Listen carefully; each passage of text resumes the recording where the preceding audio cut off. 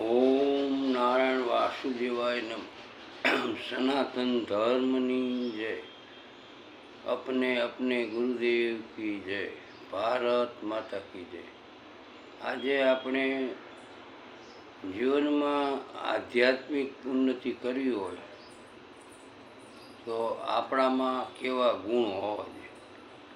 આપણામાં ભક્તિ, જ્ઞાન, વૈરાગ્ય અને વિવેક જાગૃત કરવા માટે આપણે જીવનને કેવું બનાવવું એના માટેના થોડા સૂચનો છે. તો એ સૂચનો આપણે સાંભળશું. ભગવાનને પ્રાપ્ત કરવા માટે ભયનો સંપૂર્ણ અભાવ હોવો જોઈએ. ભયનો સંપૂર્ણ અભાવ અને અંતઃકરણ પૂર્ણ રૂપે નિર્મળ હોવું જોઈએ. તત્વજ્ઞાનને અર્થે આપણે મન, ચિત્ત, બુદ્ધિ એનું નિરંતર જાગૃત અવસ્થા રાખવાની છે અને સાત્વિક જ્ઞાન કરવાની ભાવના રાખવી. ઇન્દ્રિયોને પોતામાં વશમાં રાખવાની છે. ભગવાન, દેવતા અને વડીલોની પૂજા કરવાની ભાવના રાખવાની. એમને આપણે રોજ યાદ કરી અને એમની પૂજા કરવી જોઈએ. અને અગ્નિહોત્ર આદિ ઉત્તમ કર્મોનું આચરણ કરવું. વેદ શાસ્ત્રોનું દરરોજ પઠન પાઠન કરવું. ભગવાનના નામના જાપ કરવા અથવા એના આપણે ગુણ, કીર્તન, ભજન ગાવા. સ્વધર્મ પાલન અર્થે કષ્ટ સહેવું અને બીજાને સુખ આપવા માટે પ્રયત્ન કરવાનો. શરીર અને ઇન્દ્રિયો સહિત અંતઃકરણમાં રુજુભાવ, દયાભાવ, કરુણાભાવ હોવો જોઈએ. મન, વાણી અને શરીરથી કોઈ પ્રકારે કોઈને કષ્ટ ન થાય એવું જીવન આપણે હોવું જોઈએ. અથવા આપણાથી કોઈને કષ્ટ આપવાની ભાવના હોવી જોઈએ નહીં. કોઈની ખરાબ કરવાની ભાવના હોવી નહીં જોઈએ. કોઈની નિંદા, ચાડી, ચતુરાઈ કરી અને એનું અહિત કરવાની ભાવના હોવી જોઈએ નહીં. યથાર્થ અને પ્રિય બોલવું.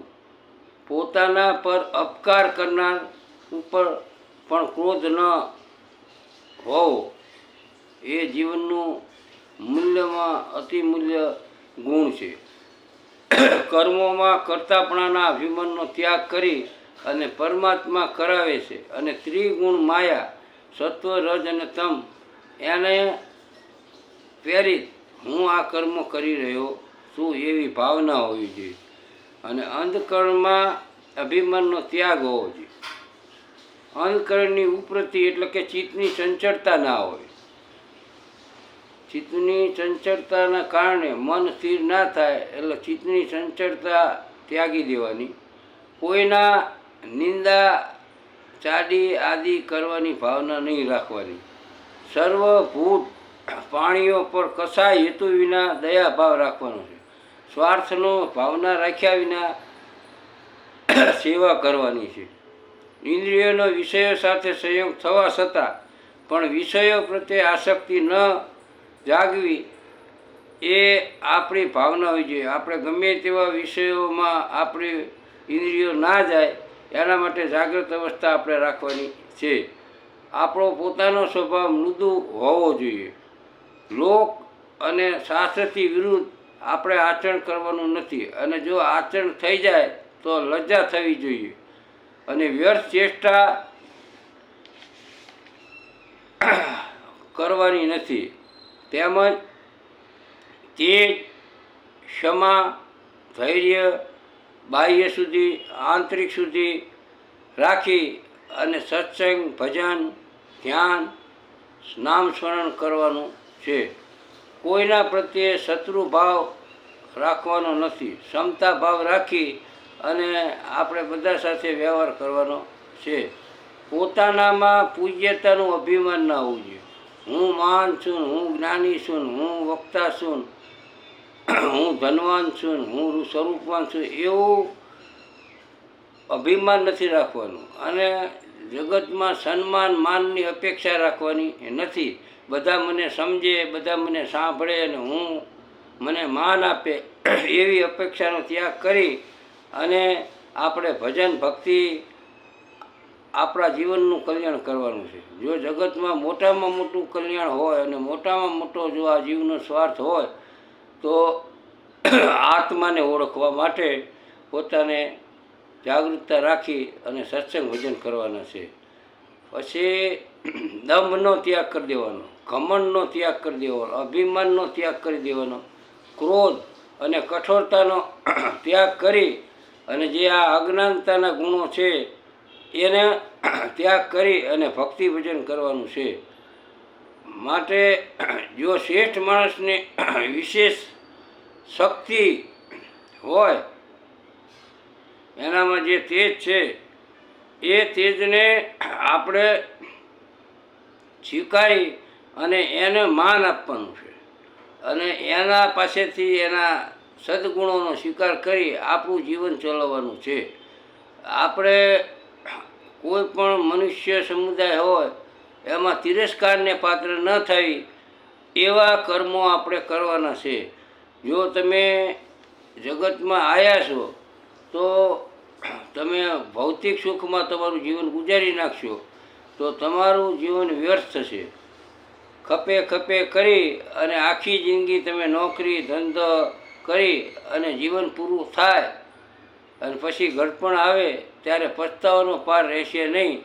એટલે મિથ્યા દ્રષ્ટિ, મિથ્યા અભિમાન, મિથ્યા વિચારોનો ત્યાગ કરી અને આપણે આપણું કલ્યાણ કેવી રીતે કરવું એમાં સતત જાગૃતિ રાખવાનો છે.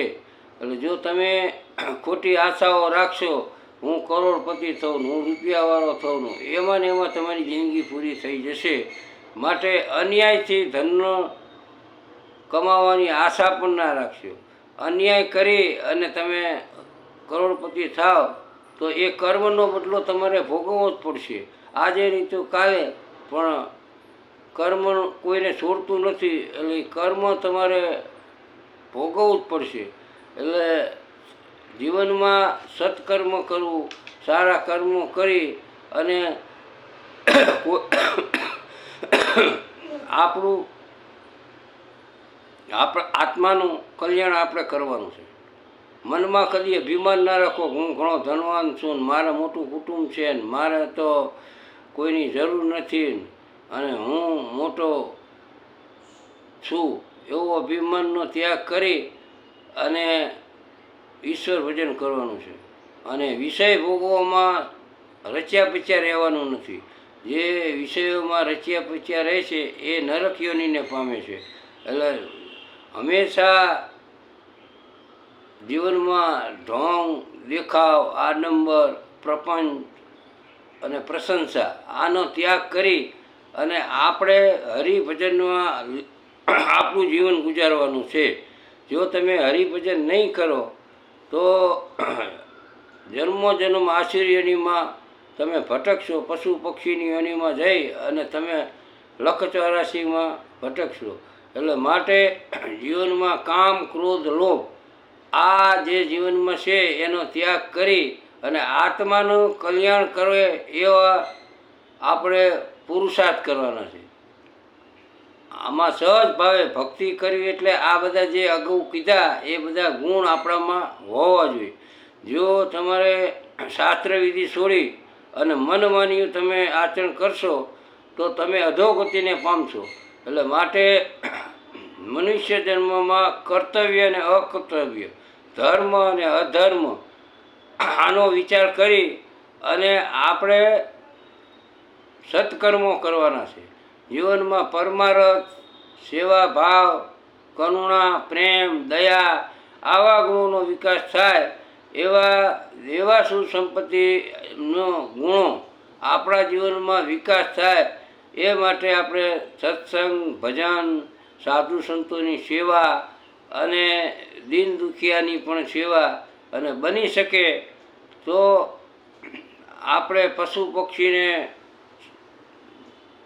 ઘાસચારો નાખવી, પક્ષીઓને દાણા નાખવી અને ગરીબોને સેવા કરવી, દવાખાનામાં કોઈને જીયા હોય અને કોઈ દર્દીને દવાની જરૂર હોય, ગરીબ માણસ હોય તો એને દવા આપવી, એ આપણા દયા ભાવ, કરુણા ભાવ પ્રગટ કરે છે. એટલે દયા ભાવ વિનાનું જીવન વ્યર્થ છે.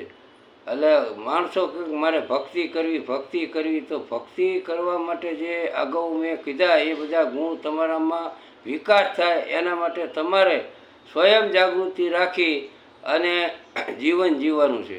બીજા એવા જે ખોટા માણસો હોય એનો સંગ ત્યાગી અને આપણે આપણી ભક્તિમાં લીન રહેવાનું છે. એટલે ભક્તિ કરવી એટલે નામ સ્મરણ કરવાનું, પછી ઈશ્વરમાં શ્રદ્ધા અને વિશ્વાસ દ્રઢ નિષ્ઠા સાથે હોવો જોઈએ. બીજું સંપૂર્ણ શરણાગતિ, પરમાત્મા આ જગતના સંચાલન કરતા અને નિયામક છે એવી શ્રદ્ધા, વિશ્વાસ અને નિષ્ઠા હોવી જોઈએ. અને સંપૂર્ણ આપણે સમર્પણ ભાવ અને શરણાગતિ રાખી અને નામ સ્મરણ દરરોજ અડધો કલાક નિયમિત કરવાથી તમને આનંદની અનુભૂતિ થાય છે અને તમારા જીવનું કલ્યાણ થાય છે. એટલે જગતમાં આવ્યા છે તો જગદીશને જાણ્યા વિના તમે જો એમનામ જશો તો તમારો ફેરો ફોગટ જશે. એટલે મનુષ્ય જન્મ મળ્યો છે તો આપણે ઈશ્વરનો ઉપકાર માની, ઈશ્વરને ધન્યવાદ આપી આપણા જીવનને ધન્ય બનાવવા માટે આપણે રોજ પ્રભુને પ્રાર્થના કરવાની, પ્રભુનું નામ સ્મરણ કરવાનું, પ્રભુના કીર્તન, ગુણગાન, વાદન ગઈ અને સત્સંગ ભજન દ્વારા આપણા આત્માનું કલ્યાણ કરી અને આપણું જીવન સાર્થક કરવાનું છે. બોલો સિયાવર રામચંદ્ર કી જય. આયા કરવાનું.